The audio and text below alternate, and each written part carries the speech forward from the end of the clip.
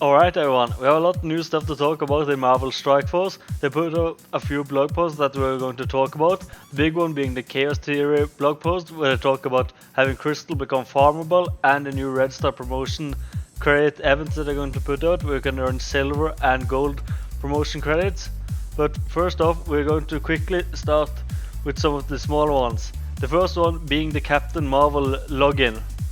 So, a couple of weeks ago, the Widowmaker calendar that featured Captain Marvel shots was made available to new players and everyone that was ineligible to participate because they created accounts after the event and all that.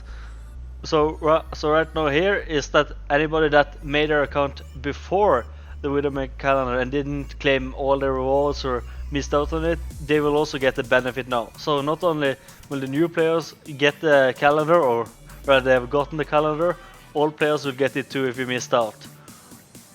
Alright, so for those who don't know, Widowmaker was the first to complete his Dark Dimension 2 run, and with that he got to choose a character that we should get 100 character shots for, and we got to choose a login calendar, similar to what we're getting with Tandano Mac now when he completed his Dark Dimension 3 run.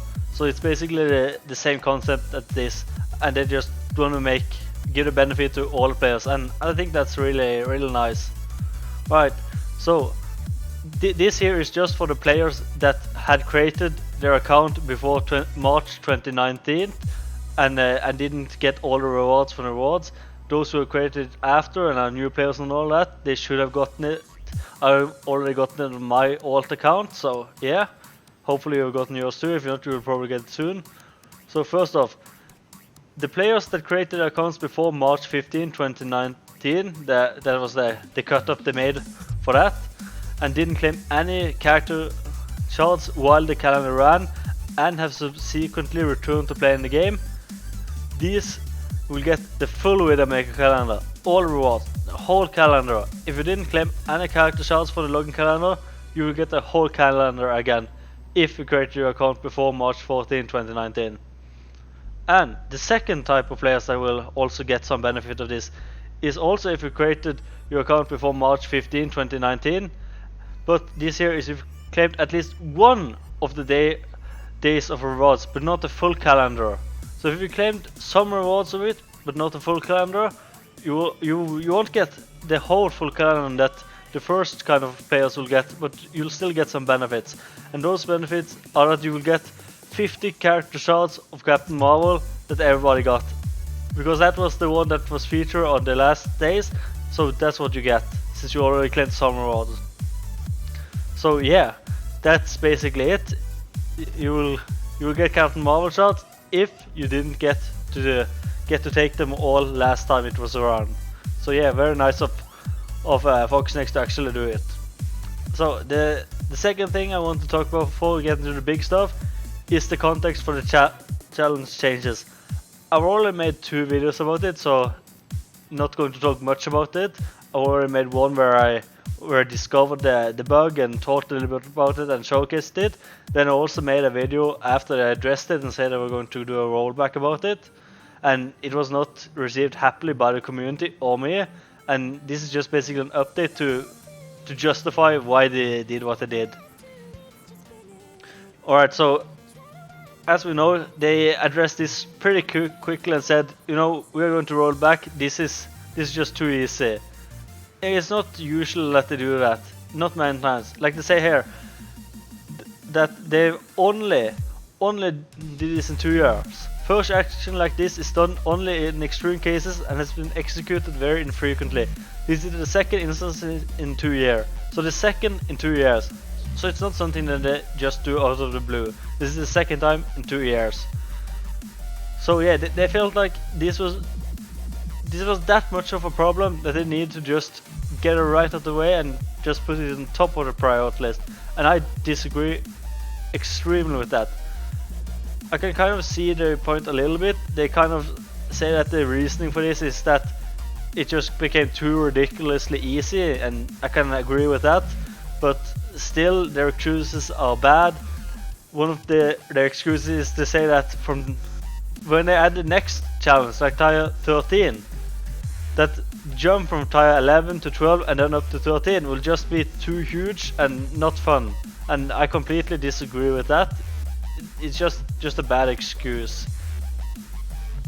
And also, they address a little bit with the problem that it was before, because this is the second problem with the challenge.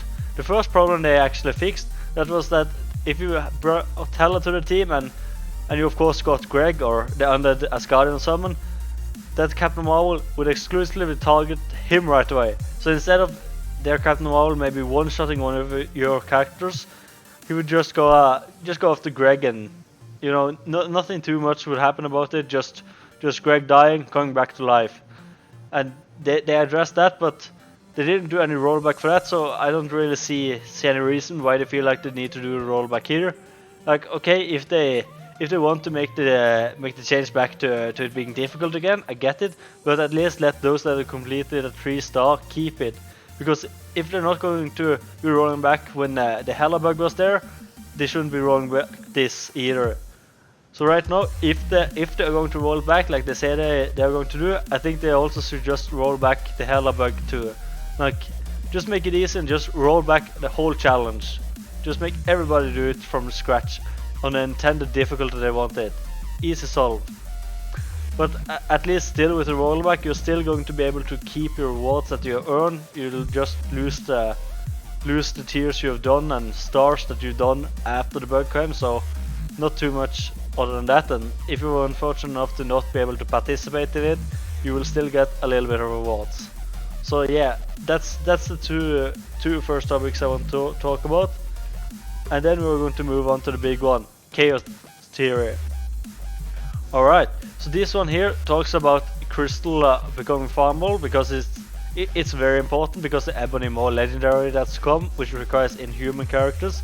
And also all I probably see now that Yo-Yo is an premium exclusive, so she isn't going to be farmable. You're going to be opening a whole lot of orbs just to be able to get like 10 and 20, 30 shots. You're not going to be able to get a lot, so she's not going to be a viable option for the Widow. I'm sorry, for the Ebony Maw challenge.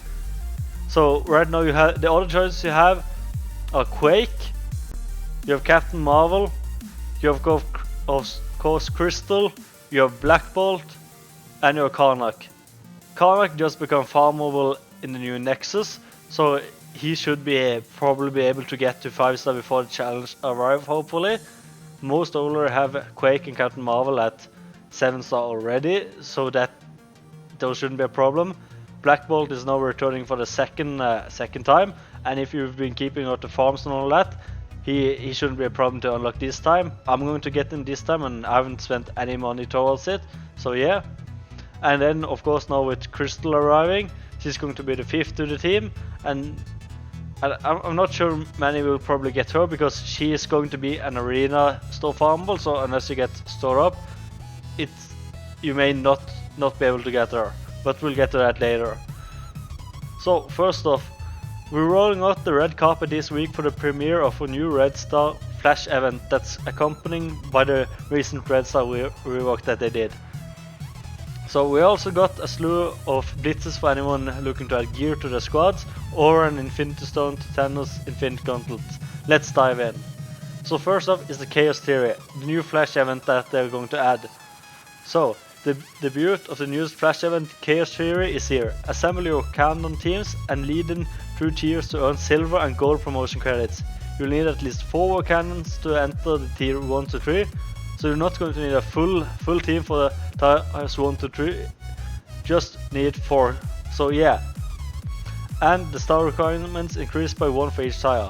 You know, like they usually do for all the events like Blockbuster and that. You start off at tier 1 at 1 star, tier 2 at 2 star, tier 3 at 3 star, until you get to tier 7 at 7 star. For tier 4 to 7, a complete 5 Wakandan team is required. So here you need 5 Wakandans to enter. But yeah, you're probably already going to have all the 5 Wakandans for tiers 1 to 3, so it's not going to be a problem anyway. So here's a breakdown of the rewards you can earn. Alright, so tier 1 you're going to be getting 1 silver promotion credit per victory. First time only reward is 10 silver promotion credit, So, you know, tier 1 it's not great, it's basically what you get daily for doing the guild donation.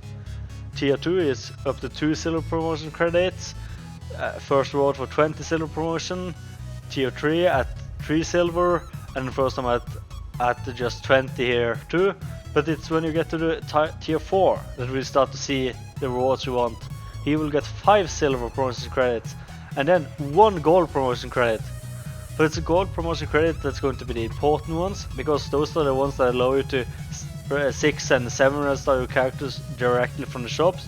It's still going to cost 100 gold to take to 6 star and 150 to 7 star, so you still need quite a lot of them, but you'll get more as the tiers progress. You will also get 20 silver and 10 gold promotion credits for first time rewards. Tier 5 you will get 9 silver and 2 gold promotion credits per victory, first time with 25 silver and 20 gold. Tier 6 at 12 silver, 4 gold, and then first time for 30 and 30 for both of them. And tier 7 is going to be the important one that you want to focus on, and hopefully it's not going to be too ridiculous in difficulty. Hopefully like the hand and defend city heroes and that you need for block party and catalyst of change and all that. So just like gear 9, gear 10, you know, maybe gear 11, but nothing really higher than that, and expecting you to have 5 reds and stuff. I just hope it doesn't get too ridiculous. So tier 7, here you get 18 silver and 7 gold promotion credits per victory, and they're probably going to be you'll be able to do it 3 times each time it's around. So if you do it all 3 times, that should be 21 gold promotion credits. So it may not sound like much, but after all it stacks up. And I think from what I've seen that it's supposed to run once a month. So yeah.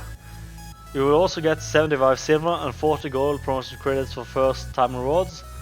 So if you combine all the first time rewards for the gold promotion and what you get for start to get for tier 7, you're going to be able to get a lot of gold promotion credits pretty early on when you complete these challenges.